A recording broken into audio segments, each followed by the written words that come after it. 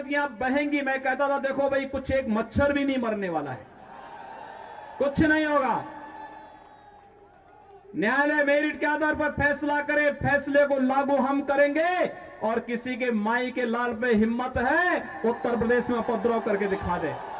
पहले कश्मीर में पत्थरबाज पत्थर फेंक करके पाकिस्तान का पैसा लेकर के भारत की संपत्ति को नुकसान पहुंचा करके उन्हें क्षतिग्रस्त करते थे, और कांग्रेस और केजरीवाल जैसे लोग उन पत्थरबाजों का समर्थन करते थे।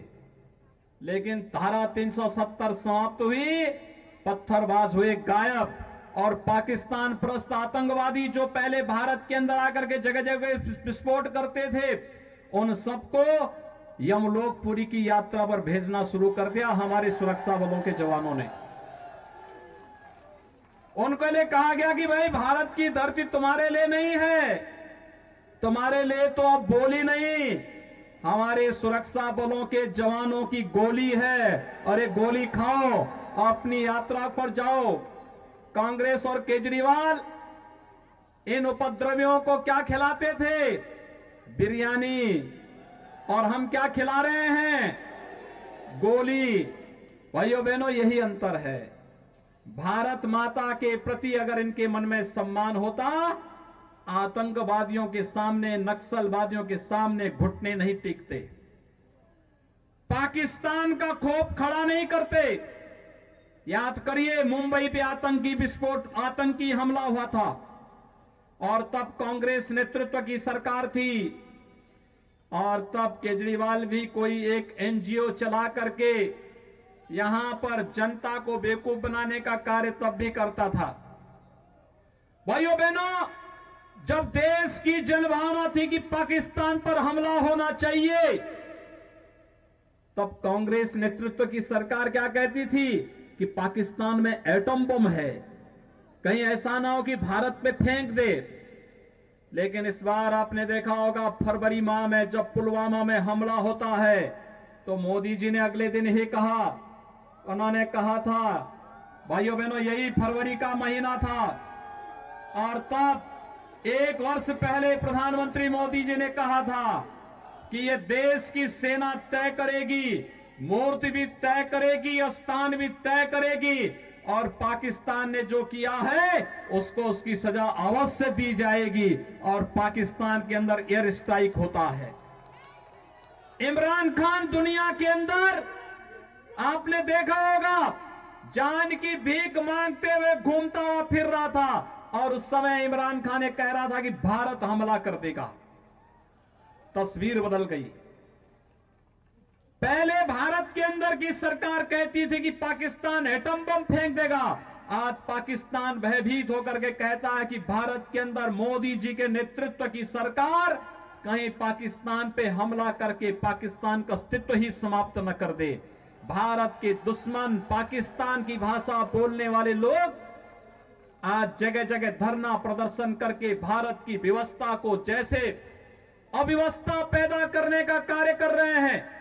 भाइयों बहनों, ये जो धरने नागरिकता कानून के विरोध में जगह जगह किए जा रहे हैं, और पाकिस्तान के एक मंत्री के द्वारा केजरीवाल के समर्थन में बयान जारी करना, ये सब कड़ी एक दूसरे के साथ जोड़ता हुआ दिखाई देता है। और यही अपील करने के लिए आज हम सब आपके बीच आए हैं। आपने देखा होगा, कश्मीर में धारा 370 समाप्त हुई, 3 तलाक की कुप्रथा सदैव के लिए समाप्त हो गई। महिला सशक्तिकरण का नारा आज केवल नारा नहीं, ये हकीकत बन चुका है। और महिला सशक्तिकरण के माध्यम से 3 तलाक की कुप्रथा को सदैव समाप्त करने के लिए प्रधानमंत्री मोदी जी का, गृह मंत्री अमित शाह जी का अभिनंदन होना चाहिए।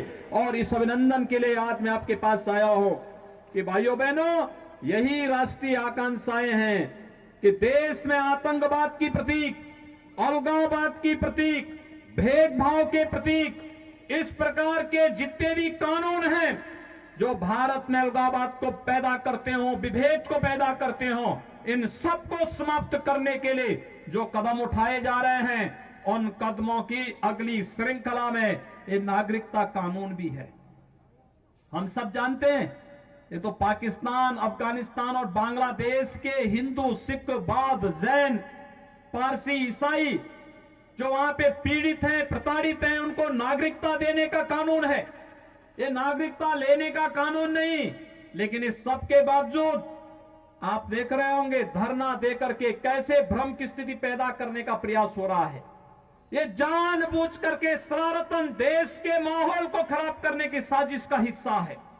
जो लोग एक भारत श्रेष्ठ भारत की मोदी जी के इस अभियान का विरोध कर रहे हैं, वही लोग जगह जगह धरना प्रदर्शन करके भारत के खिलाफ वातावरण बनाने का कार्य कर रहे हैं।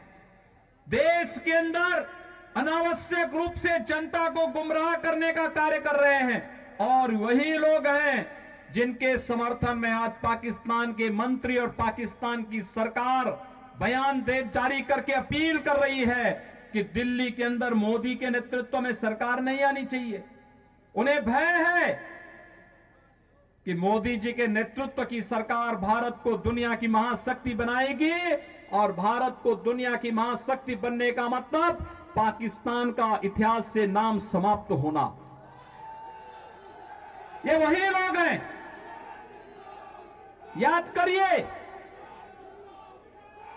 कांग्रेस नेतृत्व का कांग्रेस का एक नेता, कांग्रेस पार्टी के एक नेता के द्वारा सुप्रीम कोर्ट में यह कहा जाना कि अयोध्या में राम जन्मभूमि का फैसला नहीं होना चाहिए। कांग्रेस के एक नेता ने कहा था ना। और भाइयों बहनों, 500 वर्षों के बाद आप में से जितने भी लोग 35-40 वर्ष के होंगे, वह हर व्यक्ति अयोध्या में राम जन्मभूमि आंदोलन के साथ प्रत्यक्ष और अप्रत्यक्ष रूप से जुड़ा रहा है। जिनकी उम्र कम है, उनके परिवार का कोई ना कोई सदस्य किसी न किसी रूप में इस अभियान के साथ जुड़ा रहा है। कांग्रेस जिस मामले को लटकाती थी, क्योंकि कांग्रेस से पहले अंग्रेजों का शासन था, अंग्रेज भी लटकाते थे। उससे पहले मुगलों का शासन था। मुगल कब चाहता कि भारत के अंदर भारत के गौरव की पुनर्स्थापना हो, लेकिन मोदी जी आए और मोदी जी के आने के दूसरे कार्यकाल में अयोध्या में 500 वर्षों से लटके हुए श्री राम जन्मभूमि से संबंधित मामले का समाधान होता है। आप सबको मैं बधाई देता हूं। अयोध्या में भगवान राम का भव्य मंदिर के निर्माण का मार्ग प्रशस्त हुआ है। अयोध्या में भगवान राम का भव्य मंदिर का निर्माण होने जा रहा है। कोई संदेह किसी को नहीं होना चाहिए। जरा याद करिए, अगर मोदी जी केंद्र में नहीं होते, उत्तर प्रदेश में मोदी जी के आह्वान पर भारतीय जनता पार्टी की सरकार नहीं बनती, तो ये जो धमकी देते थे कि 370 समाप्त करोगे, खून की नदियां बहेंगी, हम कहते थे यार कुछ नहीं होने वाला। ये लोग कहते थे राम मंदिर के मुद्दे पर अगर फैसला हुआ खून की नदियां बहेंगी। मैं कहता था देखो भाई, कुछ एक मच्छर भी नहीं मरने वाला है, कुछ नहीं होगा। न्यायालय मेरिट के आधार पर फैसला करे, फैसले को लागू हम करेंगे। और किसी के माई के लाल पे हिम्मत है उत्तर प्रदेश में उपद्रव करके दिखा दे।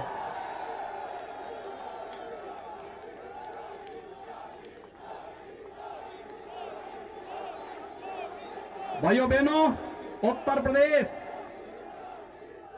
यहां दिल्ली के बहुत सारे लोग जाते होंगे हरिद्वार में कांवड़ यात्रा में।